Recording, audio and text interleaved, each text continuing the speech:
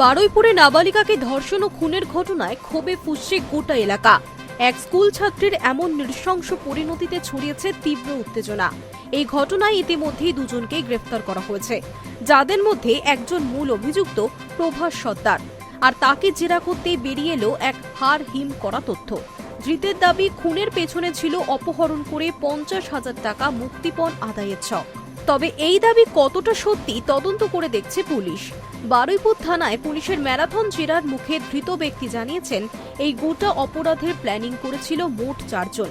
ওই নাবালিকাকে তুলে নিয়ে গিয়ে আটকে রাখা এবং তার বাবার কাছ থেকে 50,000 টাকা মুক্তিপণ চাওয়াই ছিল তাদের মূল উদ্দেশ্য। কিন্তু এখানেই খটকা লাগছে তদন্তকারীদের।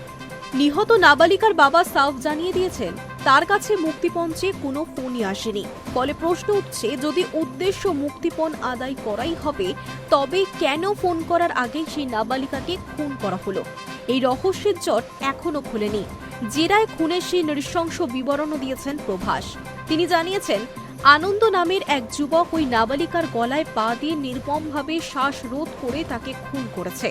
পরে প্রমাণ লোপাটের জন্য দেহটি পুকুরে ফেলে দেওয়া হয়। তবে নিজেকে বাঁচানোর চেষ্টা করে ধৃতের দাবি, অভিযুক্তরা তাকে ভয় দেখিয়েছিল, কিন্তু তিনি নিজে এই খুনে জড়িত ছিলেন না। গোটা ঘটনাটি দেখে ফেলায় বাকিরা তাকেও খুন করার হুমকি দেয়।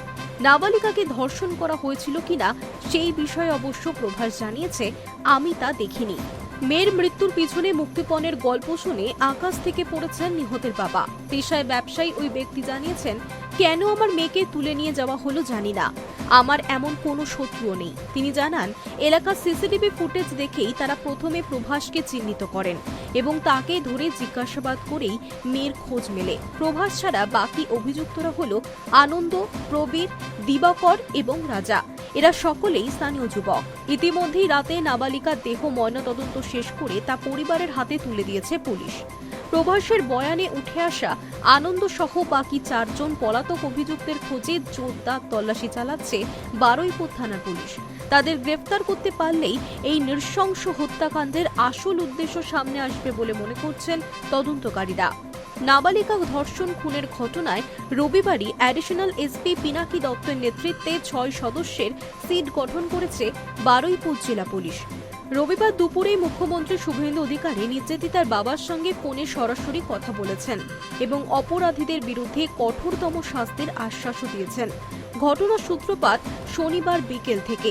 বারুইপুরের বাসিন্দা মাত্র 11 বছর বয়সের এক নাবালিকা হঠাৎই নিখোঁজ হয়ে যায়। পরিবারের লোকেরা চারিদিকে খোঁজাখুঁজি করেও তার হদিশ পাননি। এরপর রবিবার ভোরে বাড়ির ঠিক পাশের একটি পুকুর থেকে উদ্ধার হয় ওই নাবালিকার নিথর দেহ। স্থানীয় বাসিন্দা এবং পরিবারের অভিযোগ, নাবালিকাকে ধর্ষণ করার পর প্রমাণ লোপাটের উদ্দেশ্যে খুন করে পুকুরে ফেলে দেওয়া হয়েছিল। এই খবর জানাজানি হতেই রবিবার সকাল থেকে ক্ষোভে ফেটে পড়ে গোটা বারুইপুর। জনরোষ এমন পর্যায়ে পৌঁছয় যে ক্ষুব্ধ জনতার একাংশ এক অভিযুক্তকে ধরে গণপিটুনি দেয় বলে অভিযোগ, আর যার জেরে ওই অভিযুক্তের মৃত্যু হয়। পরিস্থিতি নিয়ন্ত্রণে রাখতে এই মুহূর্তে গোটা এলাকায় পুলিশের বিশাল বাহিনী মোতায়েন করা হয়েছে। Hi news network.